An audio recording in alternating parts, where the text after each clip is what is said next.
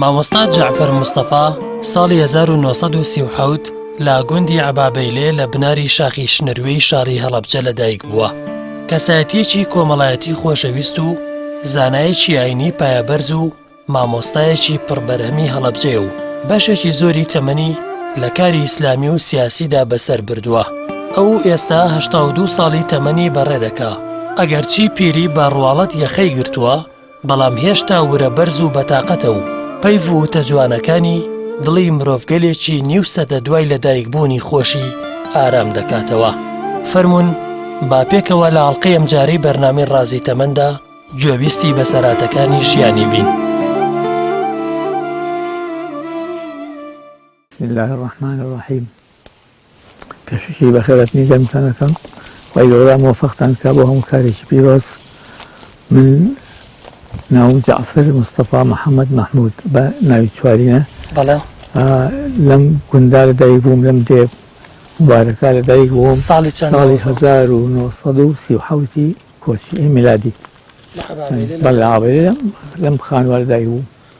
مامۆستا ئەو سەردەمەی جەنابتان لەدایک بوون، سەردەمی چ دەسەڵاتێک بووە؟ ئەو کاتی بوو. ئێمە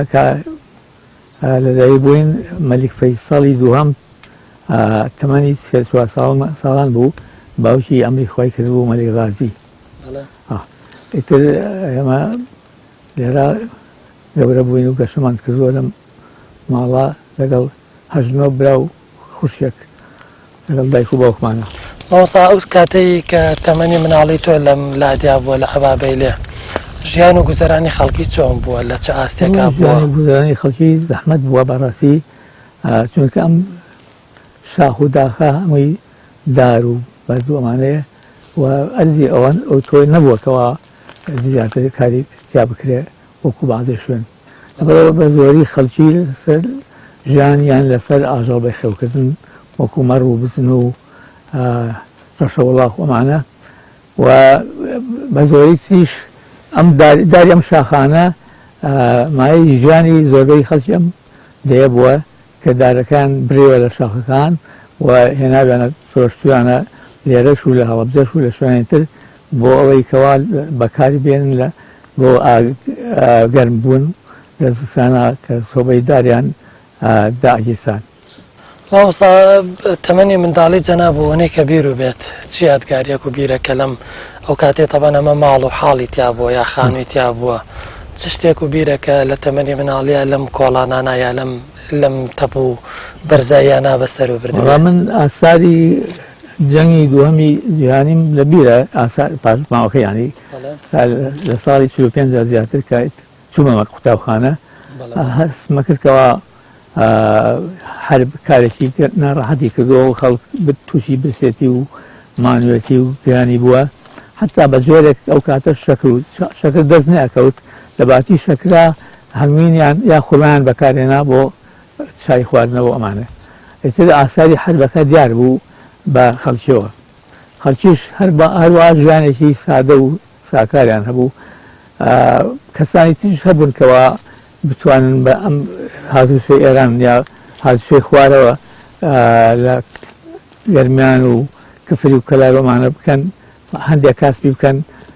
کەلوپە و بەرهامی ئێنە بەرن بۆ ئەوێ و لەوەشۆ چی پێویست وایان هێنا بۆ ئێرە واروە بە نیسبەتی ناوچەی ئێرانیشەوە.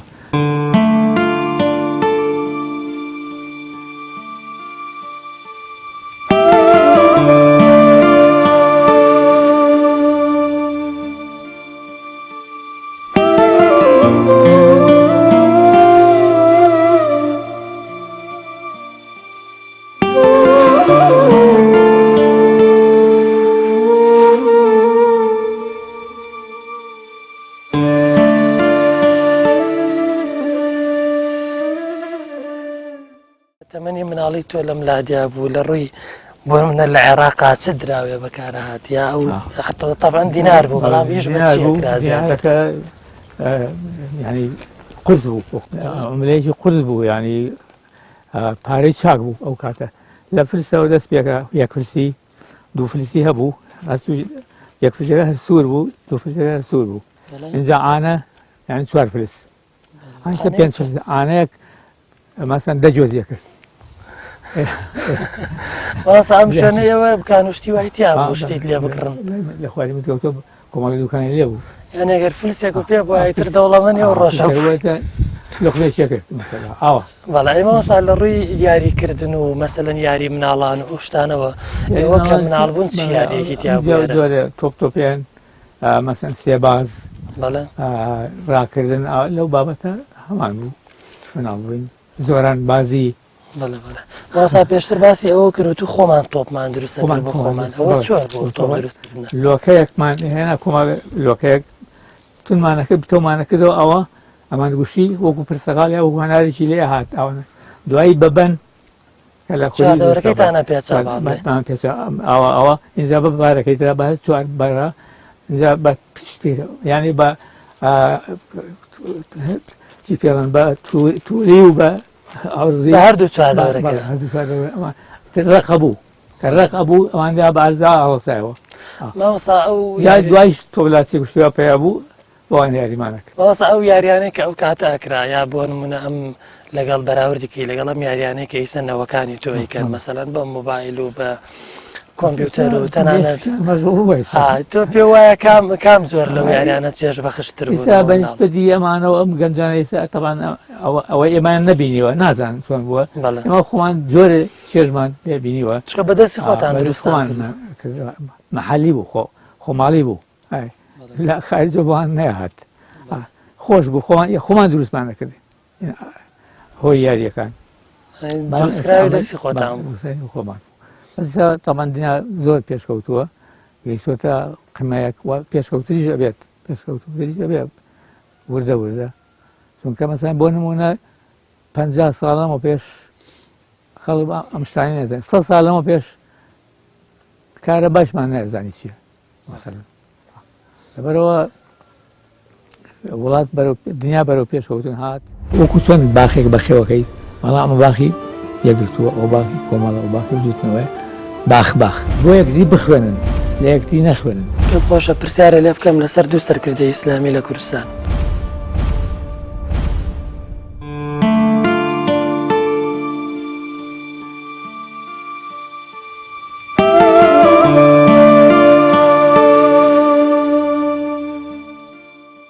گەڕان بە نێوگوندی عەبابەیلێ و بینینی شوێنپێی هاوڕێ و ئازیزانی لە ڕابردوو بۆ مامۆستا تاموچێژی تایبەتی خۆی هەیە لە هەر جێگایەک لەو شوێنانەی پێیدا دەگەڕا جێگایەکی پڕیادگاری و بەسەرهاتی سەدەی ڕابردوو بوو یادگاریەک کە هیچ لەگەڵ ئەم سەردەمەی ئێستادا هاوشێوە نییە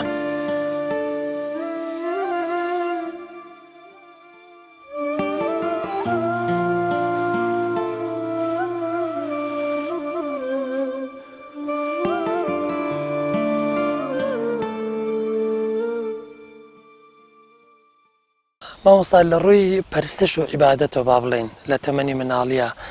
زۆر جار مناڵی ئەمە لە بەرۆی لە ئایلەیەکی مسلمان لە دایکە بێ هەر لە مناڵیەوە چێتە مزگەوت ئەوەی بیر و بێ پێش لە مەکتەب پێش تەمەنی 6 ساڵی یا 7 ساڵی لە ساڵی چەندەوە تۆ چیت پەیوەست بووی بە عیبادەت و نوێژکردنەوە من لە پۆلی لە ئەفو لە 4 ساڵی و 5 ساڵیمە بیستکەوە مزگەوت مامۆستا شێخ بابا ڕەسوول ئیمامی مزگەوتە مەلای مزگەوتەکە ئێستا دوای گەیشتمە پۆلی 5 و 6 وانە دەستم کرد بە نوێژکردن لە مەکتەب خوا لێی خۆش بوو شێخ ئەحمەد قورئان و دەستی دینی پێوتی باوکی مامۆستا شێخ عارف کە من دیری مەکتەب بوو ئەو فێری کردین بەڕاستی فێری نوێژکردنی کردین فێری قورئان خوێندنی کردین هەندێک سوورەتە بچووەکان ئەمانتوانێت ئامۆژگاری مزگەوت بکەین هەر لە عەبابەیلێ تەبەن مەکتەبیشی تیا بوو مەکتەبی سەرەتایی برایی تیا بوو ساڵی چەند تۆ چوویتە مەکتەب ساڵی 1945 هەر لە عەبابەیلێ تەمەنی قۆناغی سەرەتایی و لێرە بووە ئەی ناوەندی لە هەڵەبجە ئەو مامۆسانی کە لێرە مامۆستا بوون مامۆستا کورد بوون یا چێ بوون هەموو کورد بوون عەرەبیشمان نەبوو مامۆستا شێخ حەمید کاردۆخی مدیرمان بوو لە پۆلی یەکی براییە ناوتان بیستەوە تا قوتابخانەی شوێ بە ناوی ئەوە مامۆستا چەند تەلەبەیەکی تیا بوو تەقریبەن 120 تەلەبە زیاتری تیا بوو لە خودی عەبابەیلێ هەمووی خەڵکی عەبابەیلێ بوو هەمووی نەیەکوێن يعني مثلا زۆربەی ماڵان بەهۆی ئاژەڵۆمانەوە کار و بەرخ بەخێوکردنەوە مناڵە نێنا دەمەکرد ئەو 120 لەبە زیاترە با بڵێن خەڵکی عەبابەی لێ بوون یا چواردەورێکی تیا بوو خەڵکی ئاوای لێ بوون هەتا من لێرە بووم لێرە مەکتەبم تاو کرد خەڵکی ئێرە بوون خەڵکی دەڵەمە ڕوو ئەم لاولە ناهات بەس دوای ئێمەکە دەرچوین چون بۆ سانەوانە ئیتر لە دەڵەمە ڕووانە شۆ خەڵگە هاتن لە جێرەوە هاتن فێری خوێندنە بوو ماوەستا ئەو کاتێک کە جەنابتان لێرەتان خوێند تەبەن خوێندن لەو کاتا کە تۆ لە لادیا بووی بۆ منە پێویست بووە کە تۆ بچیتە دەرەوە مەسەلەن حیوانداری هەبووە هێنانی دار و ئیش و کاری لادێ و باغداری یا زەراعەتە بووە ئێوە ڕێگریتان لێ نەکرا مەسەلەن کارەسانیتان بۆ خوێنن ڕۆژانی جومعە مەسەلەن چوین بۆ دار و حتا بە کۆڵ دارمان هێنا لەو شاخانە ماوەستا ڕۆژی جومعە لە بری پشوو ئێوە ئێشتا هەموو ماڵەوە یا ئەچوین بۆ لای کار و بەرخوشتیەوە بەتایبەتی لە بەهارە نییە گژوجا سەوز و جوانە هێلکە و خۆرمامانە بر لەگەڵ خۆمانە و داردارتان هێنا بۆ منە ئێمەکان بەرخ و کارەکانمان بەخێوە کرد ماوەستا تا ساڵی چەند تۆ لە عەبابێلیا خوێندە هەر سەرەتایی یا هەر سەرەتایم لە عەبابێلیا خوێند بەڵێ دواتر چوویتە هەڵەبجە لە هەڵەبجە ناوەندیم تەواو کرد دوایی لە 56-57 چوومە دارالمعلمین لە سلێمانی ماوەستایەوە بۆ یەکەم جار بۆ یەکەم جار ئێوە ئیفتتاحتان کرد یەکەم جار پۆلی یەک سێ شۆڵە بووین 105 قوتابی بووین دارالمعلمین ئیتر تەمان لە هەڵەبجەوە مەجموعەیەک و لە خورماڵەوە لە بیارەوە لە تێوێڵەوە لە قاڵات زێوڕانی و ئەوانەشەوە تەلەبات خەڵکی سلێمانیش بە هەمووان اینجا 105 تەلەبە بووین ماوەستا یەکەم وەجبەی ئەو دارالمعلمینەی سلێمانی ئێوە بوون پێشتر هیچ شتێکیان نەبوو بڵێن دارالمعلمینە بەس ناوەندی تیا بوو هەندە 15 قوتابخانەی سەرەتایی تیا بوو متەوەسطەیەکی بچووکی تیا بوو هی کوڕان سانەوێکی گەورەی تیا بوو هی کوڕان سانەوێکی کشانیشی تیا بوو ئیتر دواتر دارالمعلمین کرایەوە و سەناع و زەراعەوەمانش جامعە و کولیات ساڵی چەند جەنابتان دارالمعلمینتان تەواو کرد ساڵی خوێندنی 59 ینی دوای شۆڕشی تەمووز بە چەند مانگێک ئێمە دارالمعلمان تەواو کرد ینی دوجاری تر کە ئەوێتان تەواو کرد بوونەتە مامەساڵ تەبەن دوای سێ مانگ تقریبان لە دەرچوومان ئەوراق خوشمان ئامادە کرد و بۆ ئەوەی کەوا تاین بوین فعلا تاین کرای من لەسەر داوای خۆم حەزم لە هەوڕەمان بوو داوای سەرگەتم کرد لەوێ دانرام شوێنەکەت خۆش بوو سەرگەت خۆش دانرامتر لەگەڵ 4-5 مامۆستایەتی لێبوو ساڵی دووەمتر مدیرەکەمان نەقڵ بوو بۆ منیان خستە شوێنی مدیرەکە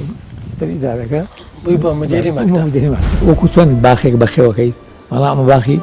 یەکگرتووە ئەو باخی کۆمەڵە ئەو باخی دوتنەوە باخ بۆ یەکتری بخوێنن لە یەکتری نەخوێنن پێم خۆشە پرسیارە لێ بکەم لەسەر دوو سەرکردەی ئیسلامی لە کوردستان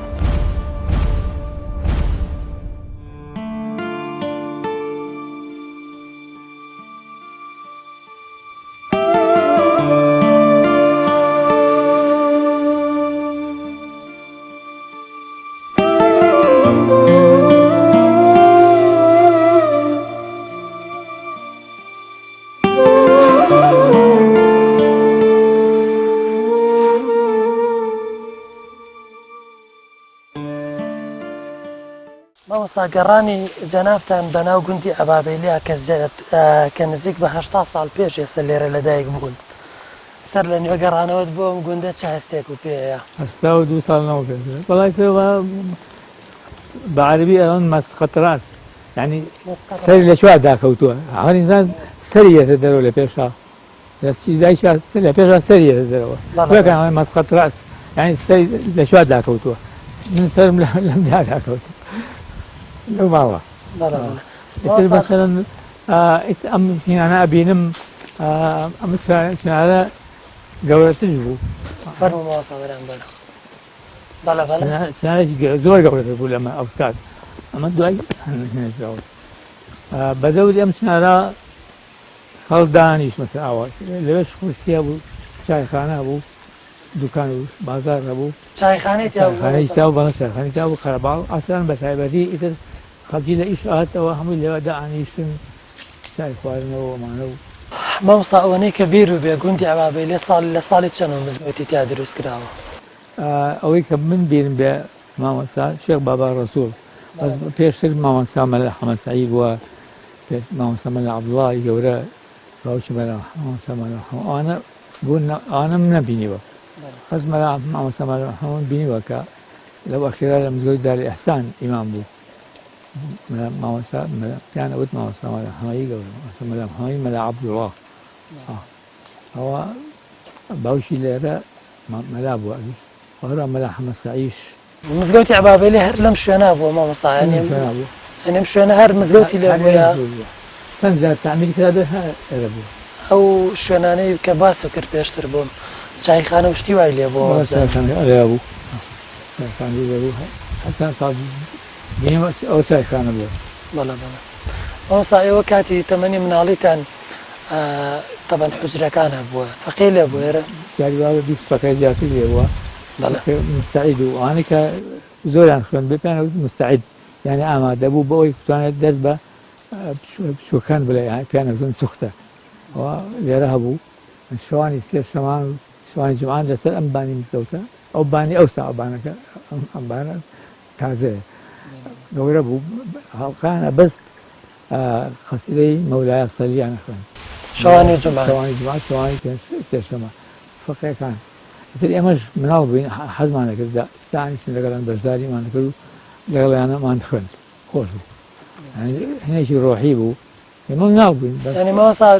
شەرمان نەکرد لە فەقێکان، شەرمان نەکرد لە ماناکان، بە چاوی زۆر ڕێزەوە سەرمان نەکرد چاوێکی تایبەتەوە. یعنی ئەو فەقیانە با بڵێن کە خەڵکی عەبابەی لێ نەبوون، بەس هاتن. بەڵێ بازیان خەڵکی عەبابەی لێ بوون، بازیشیان لە کوردستانی ڕۆژهەڵاتەوە هاتن، لە سنە و سابڵاغ و مەریوان و ئەم شوێنەوە هاتن، لە کرماشان و لە پاوە و سەقز و ئەوانە لەو شوێنەوە هاتن. بۆ نمونە خوا لێ خۆش بوو مامۆستا ئەحمەدی مفتی زادە لێرە خوێندووت، هاتووە بۆ ئێرە دوومە لێرە خوێندووت. من مناڵ بووم ئەو فەقێ بووە، هەروەها کۆمەڵی سی لێ بوون، مامۆستا محەممەد و مامۆستا باقی و زۆر بوون، ناوەکان بیر ناکرد. هەرێکە لە شوێنەوە کە هاتبوون ژیانی ئەو سای چۆن بوو فەقێ بچووکەکان ئەبووە ئێواران بگەڕانایە ماڵ بە ماڵ نانیان کۆک کردایەتەوە بۆی پێبژین، ناڕەحەت ژیاون. اینجا خواردنیش چێش و شیش ئەم دراوسیانە دراوسیەکانی مزگەوت و حوجرە خواردنیان بۆ ئامادە کردوون و بەو شێوە ژیاون و باقتەمیز. مامۆستا ئەو کاتە تەبانەوە لە بەردەم چرایە، لە بەردەم سۆڵی زستانە ساییدا هەتا چرای فانۆس، ئێمە چرای فانۆسمان هەبوو، من و حەجی عەبدولکەریم برام ئەیناسینن لەبەر ئەو چرا ساییمانە کرد. اینجا مامۆستایەکمان هەبوو خەڵکی کوفری بوو، ئەمان تورکمانیش بوو، بەڵام پیاوێکی ڕێکوپێ بوو، هات بۆ ماڵمان شوێکیان وتی بە باوکمی وتی خاڵە مستەفا ئەو بە لەمپایە ناسیێنی بۆ عابی و جعفر، عەبدولکەریم برام وت ئابی. بەڵێ بەڵێ. وردە وردە. یعنی مامۆستا ئەو کاتە یعنی 12 نەفەر لە ماڵێکا بووین، یەک فانۆسمان هەبوو، یەک چرادان بۆ هەموومان. بەنسبەتی ئاژەڵ و شیشەوە چرا قوتیلەمان هەبوو، ئەوە تا حیوانەکانمان دابڕین. ئەو چراغ قوتیلە چی بوو مامۆستا؟ هەر بەنەوتی شێکرد یا بەنەوتی شێکرد، فتیلەیەکی پێوە بوو، بەس دووکەری زۆرێ کردووە، بەزی سوادەمان لیا کرد ئاڵاکردین. دوایەمان کوژاندەوە کە ئیشەکەمان تاو کرد، بەس شقاتەیەدا ئەگرساوەوە تۆزیان وتیە کرد. ئەوە وەکوی نەگوا بوو، وەکو بڵین دۆڵکەیەک وا بوو تقریبان. ئەوە دۆڵکەیەکی خەپات کونێکی تێبوو لەسەرەوە، جا فتیلەی تێخرا پەڕۆ نەوتی تێکرا و ئیتر بۆ خۆیدا ئاگیستا و پیاڵەیە نەوت بەشی 5-6 شەویە کرد، چونکە بەدایما دامان نەگرتان، بەس ئەو کاتێک کە پێویستە پێویست ئەوە بۆ ئاژەڵەکان. مامۆستا ئەگەر بەراوردێکی بکەین ئەو کاتێک کە ئێوە لە بەردەم سۆبەی دار و مەسەلەن چرای نەوت و ئەم سەردەمەی کە ئێستا خەڵک لە بەردەم سپلیت و تەکنۆلۆژیا هەستەکەی لە ڕووی ڕۆحیەوە کامیان دەرونی مرۆڤی ئاسوودە لە ڕووی ڕۆحیەوە کە ئێمە خەوتین باشە خەوتین باش خەڵمان چکە بە ڕۆژ زۆرمانوە بەڵێ شتی نەبوو دانیشتن بە دیارەوە سعات 9 بە ولاوە چاکانە کوژانە و تاو عادەتێک نەبوو، کارەبا نەبوو، سرا کوژایەوەتی ئەمە خەوتین بۆەوەی بەیانی وەختین بۆ کارەوە ماسا لە ڕووی ئاسوودەبوونی ڕۆحیەتی مرۆڤ و کامیان ئێستا هەستەکەی ئاستە تۆ هەردوو ژیانەکە بینیوە مەسەن ئاسوودەیان تایە هەردووچان ناخۆشیشیان تایە طبعا ئێستا مەسەن وتمەم ئەم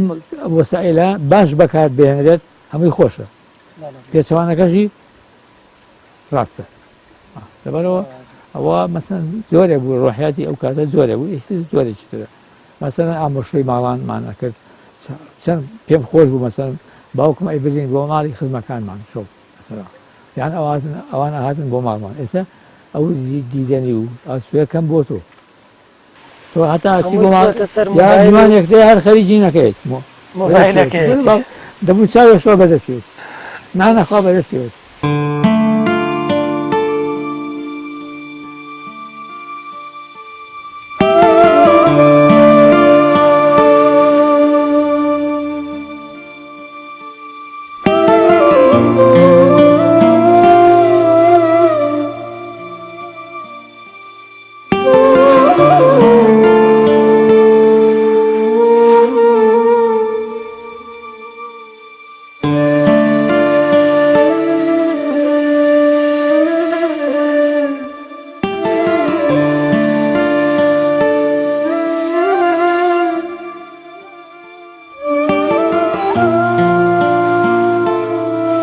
ماسا کاتە بە گەنجی ڕۆشتوی کێشە و نەبووە پێڵاوی لاسیکمان لە پیا بوو پێیان باتە ئەگەر بارانیش بواە ئەو هینەکە ئێستا کەڕەشی بەختیاریە ئەبوو بە قڕ کوڕا و باران بوو جاری وا بوو چەتران پێ بوو جاری پێمان نەبووە تا ڕەبووین لەم سەر لەو سەرەوە ماسا ئەوکو ێستا نەبوو تەلەبە بە تەکسیە بە سیارە بەنە بەردەم مەکە ئیتر جادەکەش خێری خێریشە ئەمە لێرەوە چین بۆ ئاوە بجێ بۆ خوێندن ئێستا ئەوان لێرە وێن بۆ لە هەڵە بجۆ وێن بۆ ێرە بۆ وەزانکۆ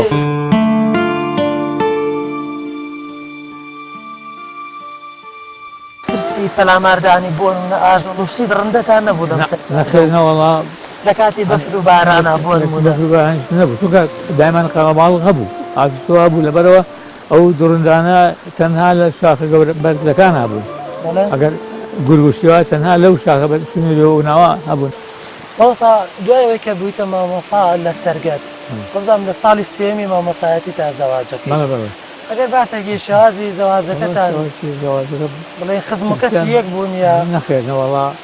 ئەوان ئەسلا لە کوردستانی ڕۆژهات بوون ئەمە لە کوردستانی باشوور لە سنە بوون ئەوان لە سنە باو باپیری لە سنە بوون لەڕێی لە سەری دایکیشەوە مەسەلەن چیمە لە عەبدوڕەحمانی چۆریە ینی خەڵکی چۆرتان نەبیستوە لە هەورامان لە مەریوان ئەوەناوە دەی چۆر خەڵکی ئەوێ بووە عەبدوڕەحمان زۆر مەشهوور بووە حەکاک بووە ڕەسام بووە خەتات بووە اینجا مۆری هەڵکەن بووە سەحاب بووە لەگەڵەوەش علمی تەجویدوانەی تەواو بووە بەڵام لە هەڵەبجە عەمری خوای کردووە نزیکی مزگەوتی تەشیە بوو ماڵیان ئێتر ئەوە یعنی ئەو ناو نیشانەمە ئەوە بیستووە من خۆیم نەدیوە مەلا عەبدوڕەحمان بەس خێزانەکەیم دیبوو چاوی لەدەستدا بوو ئەفرەنکە چاوی لەدەستدا بوو لەگەڵەوەشا هەندێک ئیشی عەجایبیە کرد کە چاوساغ ناکرێت چاویشی وەکو چی مامۆستا ئیشەکە مەسەلەن درومانێکی بەبێت چاو مەسەلەن مناڵی پاک کردەوە مناڵی ئەسوود مەسەلا لەو باوەتە بەڵێ ئەو کەسانەی کە خوای گەورە مەسەلەن چاویان لێ وەرەگرێ زۆربەی کات بەهرەیەکی تریان پێدا کە بە کەسی ساقیش زۆر مهمە ئاسان نییە بۆن وەکو حەمدونی شاعیرەڵەن سەعادی هەڵەشان و چاچی کردوتە چاویشی نەبوو نێشی بینیوە چاویشی نەبوو مامۆستا شێوازی بڵێن شایە ئاهەنگی هاوسەری ئەو کاتە چۆن بوو پێش ئێمە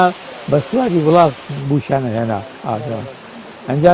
خواردنی باش دروست دەکرا لە ماڵی زاوا خەڵکی جێکە بانگەکرا بۆ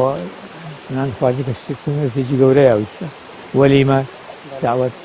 خواردنانە خوارد و پیرەوەزبایانە کرد و ئەڕۆنە بۆ ماڵی خوارد اینجا بەنسبەت بنەوە کەزان بە سارە هێنایان ساڵی چەند بوو مامۆستا ساڵی 1961 بۆسە ئەو منهەجانەی ئەو کاتە ئەخوێنران بۆ تەلەبە بە تایبەت تەلەبەی سەرەتایی پێت وایە ئێستا جەنابوو مامۆستایەکی بە ئەزمموی دوای 80 ساڵ زیاتر لە 80 ساڵ تەمەن پێت وایە ئەو منهەجانەی ئەو کاتە گونجاوتر بوو بۆ ئەوانەی ئێستا بۆ نمونە مەسەڵەن من منهەجی پۆلی یەک باس بکەم پۆلی یەک کە ئەو کتێبەی کە ئەلف و بێ ئەلف بێ کە ئیبراهیم ئەمین باڵدار نووسیبووی ئەو نووسیبووی پیاوێکی بە ئەزمون بوو و مۆرەبیەکی باش بوو بەڕاستی توانی ئەو کتێبە جوانە داوێنێ کتێبەکە زۆر سەرنجڕاکێش بوو مناڵ دوو فێرە بوو دارا دووداریدی دادا دۆکەی ڕشت ئەم بابەتە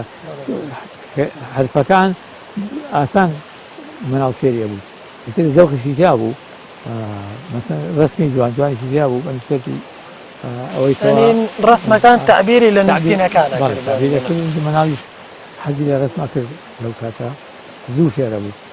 لە ماڵەوە ئەی خوێندنەوە بۆ دایک و باوکی ئەوە هەروە لە پۆلەکانی تریشا کتێبی قیرائی عەرەبیمان هەبوو خوێندنەوەی کوردیشمان هەبوو خوێندنەوەی کوردیەکە تەرجمەی قیرائی عەرەبیەکە بوو مەسەلەن بۆ نمونە لە پۆلی چوارە شعرێکی تایە بەینە سەدیقەین ئەمە عنوانەکەی دی بەینی دوو هاوڕێ بەینە سەدیقەینی ئەمە دوو هاوڕێ ئازبوون لە یەک ئاشیانە لێ کرد ئەڵێ من اليوم تعارفنا ونطوي ما جرى منا فلا كان ولا صار ولا قلتم ولا قلنا تا آخر زۆرە هەموو لەبەر شعرەکە پێویست ناکەم بەس ئەو چەندێڕە ئەوە تا بە کوردیەکەشی ئەڵێ لە هەوڵ ڕۆژی میهرەبانیمان بیکەینە خاتر خۆشبراییمان بیپێچینەوە قسەی ڕابردوو لەوەی کە بووە لەوەتەی هەردوو هەرچی بێژراوە بۆ من یا بۆ تۆ گوێ نەگرین ئیتر لە قسەی بەدگۆ جوانە ئاشتی بە سەدق و ئولفەت بچینەوە سەر ئەهلی محبەت عەرەبیش تێکراوە کوردیش ئەمە چۆن مناڵ چاک نابێت چۆن مناڵ پەروەرد ناکرێت بەم قسە جوانانە بەم شیعرە بەلەزەتانە لەبەرەوە پری بوو لەو شتە باشانە بەڵام ئێستا نازانم بڕێم چییە چونکە هەر وەزارەتێک تەشکیل دەبێت وەزیری تازە منهەجی ڕابردوو ئەگۆڕێ ڕەفزیەکە نایەوێت ئیتر تەلەبەسەری نازان چی بکە وەزیر دووەم هات عینی شت دەی بابا حەق نییە وەزیر هیندانێ وەزیر بە جوێرەی حیزبەکەی بەرنامە دانێت منزانێت لەبەر پێویستە لوژنەیەک دای بنێ کەوا زۆر خاوەن ئەزمون بن و زۆر شارەزا بن و زۆر دڵسۆزی مناڵان بن وەکو چۆن باخێک بەخێوەکەیت بەڵام ئەمە باخی یەکگرتووە ئەو باخی کۆمەڵە ئەو باخی بجوتنەوەی باخ بۆ یەکتری بخوێنن لە یەکتری نەخوێنن پێ خۆشە پرسیارە لێ بکەم لەسەر دوو سەرکردەی ئیسلامی لە کوردستان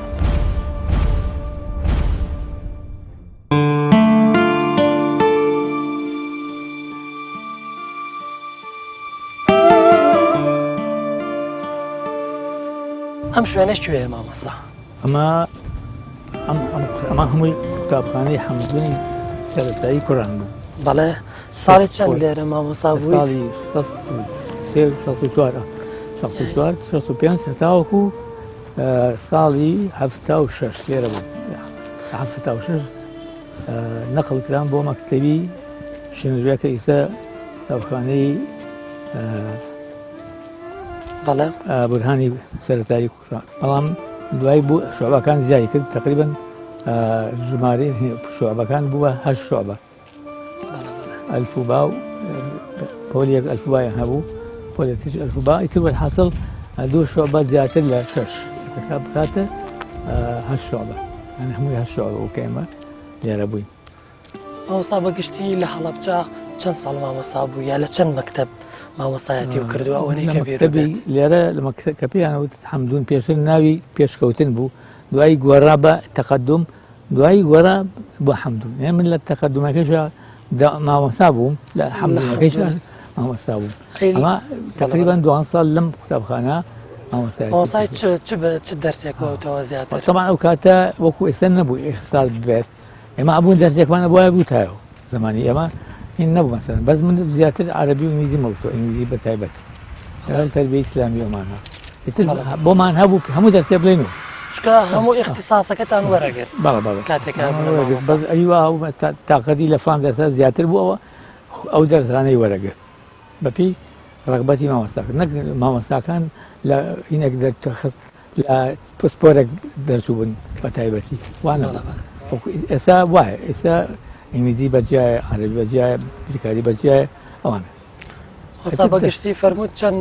لە چەند مەکتەب مامۆستا ئەما یەکەم قوتابخانە بوو 12 ساڵ تیا بوو بەڵێ دوایی نەقل بووم بۆ لە 76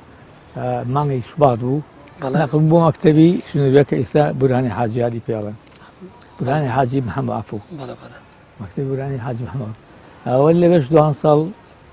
داوام کرد هەتاوکو 88 ئەو کاتە هەڵەبجە چیما باران کرا ڕۆشتن بۆ ئێران دوایی کە هاتینەوە نەوەیەک بوونەوە قوتابخانەی مەرزەبۆزە کە پێشتر سەرکەوتی ناو بوو تاپان تەخت کراوە حکوومەت تەختی کرد بۆ ڕخاوە دروستیان کردەوە ناویان نا مەرزەبۆتۆ بە ناوی ئەوەی مەکتەبی مەرزەبۆتۆ هەیە لە سوپیاڵن لە یابان کە هۆرۆشیما کە ئینکرا قومبلەی ئەمریکی لێیدا و وێرانی کرد بە ناوی ئەوە چونکە لەوە جەماعەتی سۆسیالیست کاک محەممەد حاجی محمود بەڵێ بەسەر پرسی ئەو هینکراوەیانەی وەکو بڵێ لەسەر حسابی ئەوان دروست کرایەوە ینی ماوەسا ئەو ناوی مەرزەبۆتۆ شارێکە لە یابان کە جادەیە نادەم شارە لە یابان چەکیدراوە بڵێ بەو ناوەوە ناونرا مەرزەبۆتۆ جاخوا لێ خۆش بێ مامۆستا نەشت کە مدیر عامی تەربیە و کاتە ئەسبابەت دەگرێت میرزا بۆتۆ ئەو لێ بەڵێ کە من کەرام بە مدیری ئەوێ ئەو هات افتتاحی کرد قوتابخانەکەی کردەوە و دان چوینە ژوورەوە دا مەزران دوای ئەوە ئیتر من لە 98 خۆم تەقاوت کرد لەسەر داوای خۆم خانەنشین کرد لە ساڵی 98 لە 28 تەقاوت بووم ئەوسا لە دەورانی مامۆستایەتیە ئەو کاتانی کە تۆ دەرسەوەتەوە بڵین هەڵسوکۆتی مامۆستا لەگەڵ تەلەبە یا جیاوازی ڕێز و احترامی تەلەبە کە لە مامۆسایە گرتە ئەو کاتە پێت وایە ئەو کاتە باشتر بوو یا لە ساڵانی نەوەدەکان مامۆستا هۆکارەکەی چی بوو بۆ نمونە وەڵڵی تر هۆکارەکەی ئەوە خەڵک چاوی کرد کرا بووە و وەزع زۆر ناخۆش بوو تەلەبەش بە تایبەتی مەسئلەی چەکداری تەئسیری بوو بە تایبەتی لە ناو شارە چەکداری حکوومەتی شەبوون ئەوە دەورێکی تایبەتی هەبوو وەکو تریش خەڵک بێزار بوو بێتاقەت بوو ئەوە مناڵانیش نانەزانین چی بکەن هەرچەند ئێمە دەوری خۆمان بینیوە الحەمدوللا لە پەروەردەی مناڵان و لە دەرس گوتنەوە و لە هەڵسوکەوت لەگەڵ باوک دایکانە ئەوە شتێکی باش بوو ئەمانی ئێمە تاڕادێ حتا ئەوان ینی هینمان هەبوو تەئالوفمان لەگەڵ تەلەبەکانە هەبوو ئەلەم ساحەیە هینمان هەبوو ساحەی بالە لەگەڵ قوتابیەکانی خۆمانە بالەمانە کرد یاریمانە کرد مامۆستەکان ینی ئەوە نەبووڵەن تەلەبە زۆر لە مامۆستا ترساوە نانەترساو زووتر پێش ئێمە ترسان لێدان هەبوو بەدار لای فترەی ئێمەش هەر بینە کەمێک مابوو بەڵام باشتر بوو بەڵام زۆر نا ئێمە هینمان خوێن بوو تەربیە علم نەفس چۆن مناڵ پەروەردەکەی چۆن وای لێەکەی کە نەترسێ لە قوتابخانە نەترسێ لە مامۆستا ئەو کاتە وای لێ هات بوو بەس ئێستاش واڵێن ئەوە قوتابیان بەربوون تەلەبەکان بەربوون لە چی بەربوون لە شتی ناڕەحەتە خۆ سجن نییە بەندیخانە نییە ئەم کەلیماتە بەکارهێنرا لە باتی ئەوەی کە بوترێ مەسەڵەن قوتابخانە هەرچی تەواو بووە لێبوونەوە مەسەلا یا کاتیان تەواو یا مەسەڵەن بەنسبەت جەماعەتی مزگەوت جەماعەت بەتاڵ بوو بەتاڵ بێ خەتەرە خراپە نوێژ تەواو بوو ئەگەر نوێژ بەتاڵ بێ یعنی قبوڵ نەبووە زۆر ڕاست وەکو چۆن باخێک بەخێوەکەی وەڵام ئەمە باخی یەکگرتووە ئەو باخی کۆمەڵە ئەو باخی بجووتنەوەی باخ بۆ یەکتری بخوێنن لە یەکتری نەخوێنن پێم خۆشە پرسیارە لێ بکەم لەسەر دوو سەرکردەی ئیسلامی لە کوردستان ماوەسەگەن لە دوای ئەوەی کە تۆ تەمەنی مناڵی و تێپەڕێنی و با بڵێین قوتابخانە لە عەبابێلی و دوجاریش لە هەڵەبجە و لە سلێمانیە بێتە مامۆستا قۆناغێکی نوێ لە ژیانی تۆیان دەست پێکات ئەویش وەکوەوەی کە ببیتە کەسێکی بانخواست یا بۆ نمونە کاری ئیسلامی بە جۆرێ لە جۆرەکان دەست پێ بکەیت ئەکرێ باسی سەرەتای ئەومان بۆ بکەی چۆن بوو جەنابتان بەرە و کاری ئیسلامی ڕۆشتن سەرەتای تەمەنتان طبعا پێشتر من ئەنی مزگەوت بوو نوێژ و مانم کردووە ئەگەر مەسەرەن سستی و ساردی تیا بێەوە جایە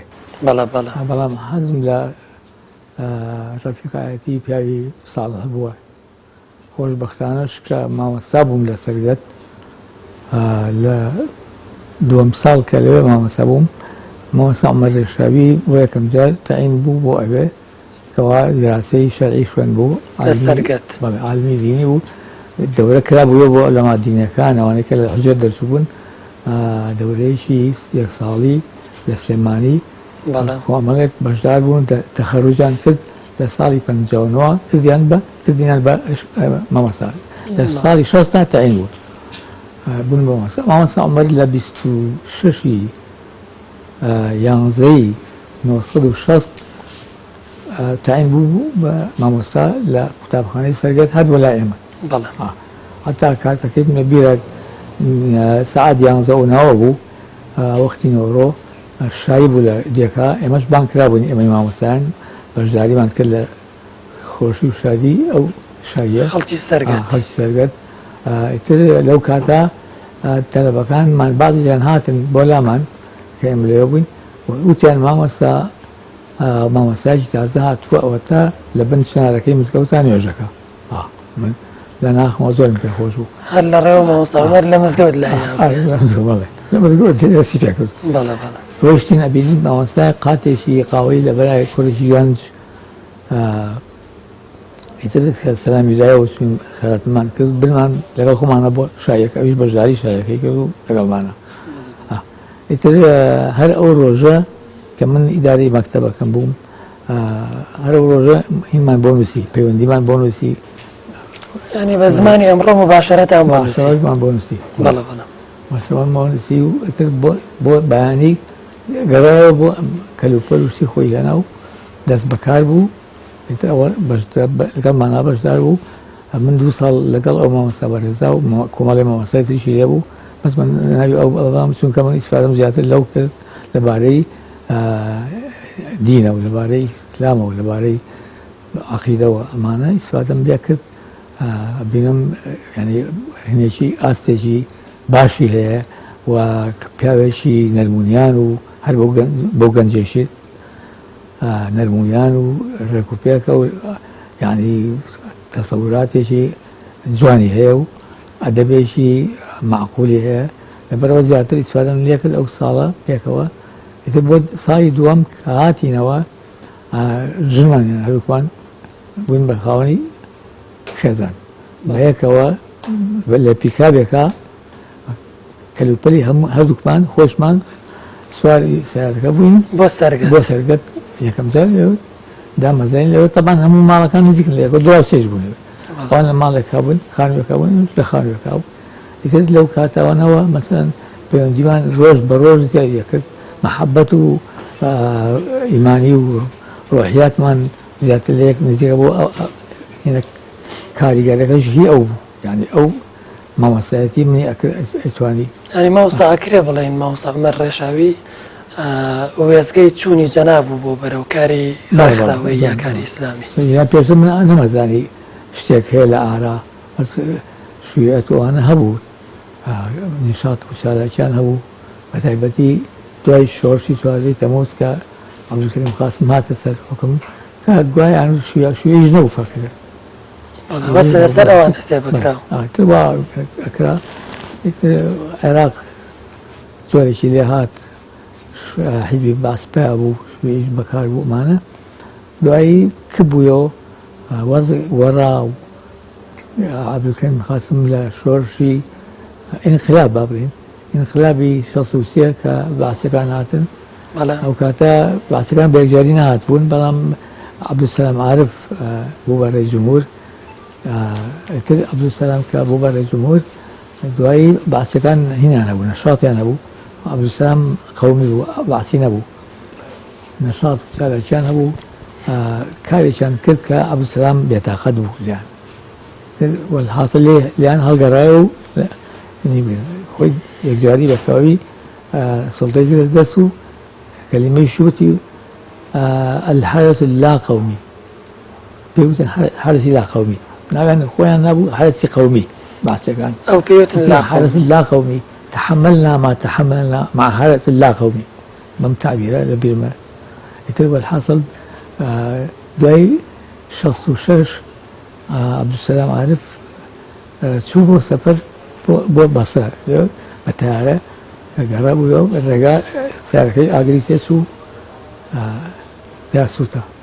بەڵام ماوەسا ڕۆلی زانایانی هەڵەبجە لەو سەردەمەی جەنابتا بەتایبەت ساڵی 60 بەرەو سەر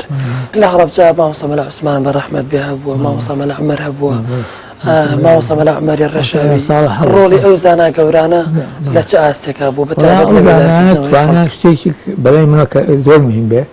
توانیان قوتابخانەیەکی ئیبتیدایی ئیسلامی دروست بکەن کەوا بەرنامەکانی قورئان و حفظ قورئان و حديث وعلوم حديث وعلوم القرآن وعقيدة وتوحيد أم درسا أساسا حتى الدوايا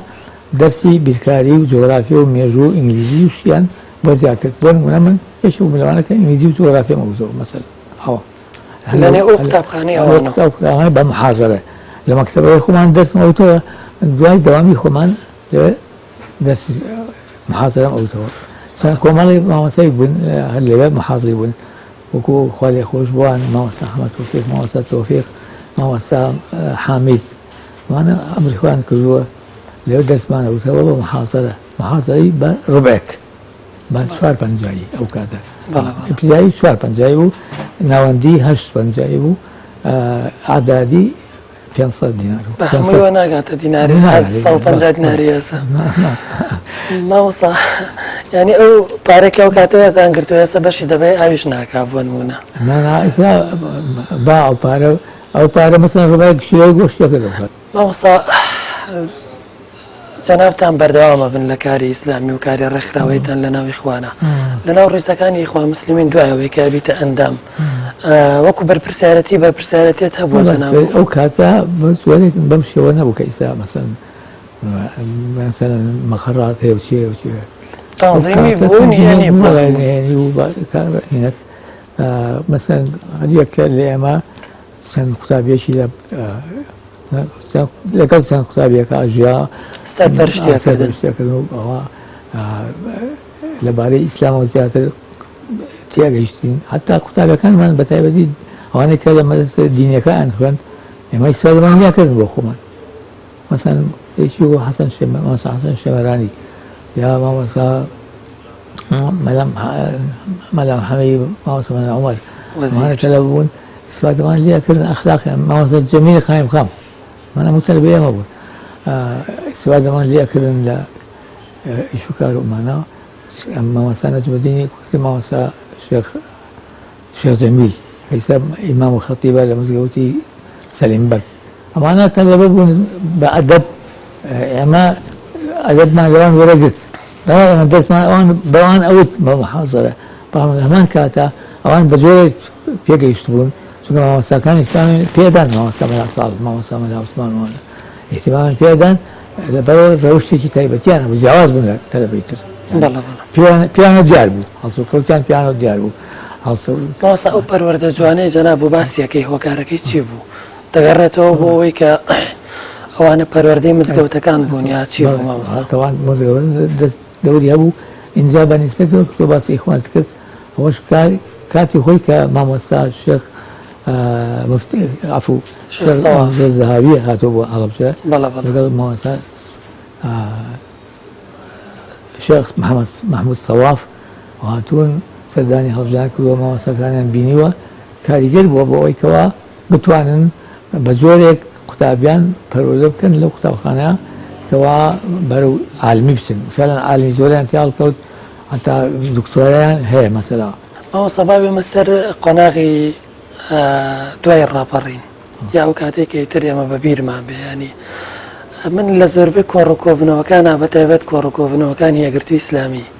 جەناب دەبینم مۆسەلاحەدین جەناب ینی تۆ خاتە پێش خۆی لە پێش هەموو یانۆی لەو کۆڕکۆبنەوەوانە بەڵام ئەگەر سێرکەی وەکو باگراوندی بەرپرسیارەتی پێم شک نایە مەسئولیەت و هەبوو بێ جگە لە هەڵەبجە وەکاری ئەم پێشکەوتنی مەسئولیەتە لە مەسئولیەت خۆشترە مەسئولیەتە زۆر جوان پێ وایە ئینسان نەمتوانی بێت ئەنی خۆم بەڵێم نەمتوانی بێ ئەوەی کە پێویست بێ حەقی خۆی بدەمێ لەبەرەوە ناوکردووە دەرزم بە هەموو نەوتووە مامۆستا محەممەد فەرج هات بۆمان جارێکیان کتێبێکی بەس کردەوەتی بە خەڵاتی کچم خۆتە تەرە بوو لە هەندەسە لە سلێمانی وتی خەڵات باوکە ئێمەی فێری عەرەبی کرد کتێبێکی بەس کردەوە با کتێبەکە ئەوە بوو کتێبەکە قەواعید بوو بەس ئێمانەکەی لۆغەتی ئەو لۆغەتیە پڕی بوو لە شت من عەرەبیم پێوتن کتێبی لۆغەتی لە پۆلی شەش خەڵات باوکو ئێمەی فێری عەرەبی کرد ئەنی سوپاسیەکەمەوە ئەوە قەزیەکە ئەوەیە ئینجا ئەو ئیشانە بەوان نەکرێ بە من ناکرێ ئەو بزە لە چۆن شەباب ئیشی شەباب جایە ئیشی شیوخ جایە من داواکەم لەخوا گەر شتێکم کرد بێ لێم قوڵکە هەڵەیەکیشم کرد بێ لێم ببوورێ خوان لطفیان هەیە لەگەڵ من خوان چاکە مامۆستا جەناب و 82 ساڵ تەمەنە تێپەڕانەوە بەشێکی زۆریشی لە کاری ئیسلامیا بوویت هەر لە تەمەنی مناڵی تا ئەمڕۆ تێڕوانین و لەسەر کاری ئیسلامی لە کوردستان بەدەر لە یەکگرتووی ئیسلامی بۆ منە کۆمەڵی ئیسلامیە بزوتنەوە بەگشتی پێت وایە بێت چی بکەن ئەمانە والله هەر یەک وەکو تەوزیع ئەدوار هەر یەکە لە هی خۆی خەریک بێت و وەکو چۆن باخێک بەخێوەکەیت وەڵام ئەمە باخی یەکگرتووە ئەو باخی کۆمەڵە و باخی بزوتنەوەی باخ باخەوانەکان خاوەن باغەکان یارمەتی یەکتری دەن یا نایدەن مەگەر حەسوودی بێ یارمەتی یەکتری دەن چ جارێک پێویستە تۆ باشە چ دەرمانێ باشە ئەوە یعنی هاوکاری یەکتری بکەن شتێکی زۆر باشە بۆ یەکتری بخوێنن لە یەکتری نەخوێنن ئەوە مهمە بۆ یەکتری بخوێنن لە یەکتری نەخوێنن ئینشاڵڵا باشە بۆ یەکتری خوێنن دوعای بۆ یەکتریەکەن چونکە ئەمانە نەبن جۆرێکی تر پێویستە حیزبی ئیسلامی پێت وایە مامۆستا ئینسان ئەگەر بێوێ خزمەت بکە ئیلا بێ کەسێکی ڕێکخراوەیی بێ یا بە تاکیش ئەتوانێ لە کۆمەڵگا خزمەتێ بکە بەڵام بە کۆمەڵ زیاترە عندما يأكل الذئب من الغنم خاصيتين بەتەنها خۆی دوورکەوێتەوە